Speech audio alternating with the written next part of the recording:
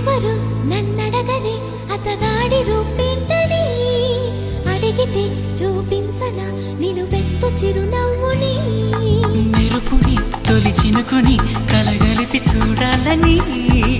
ఎవరికి అనిపించిన చూడొచ్చు నా చెలియని ఎన్నాళ్ళినా తనొస్తాడని చూడాలట ప్రతి దారిని ఏ తోటలో తనందోనని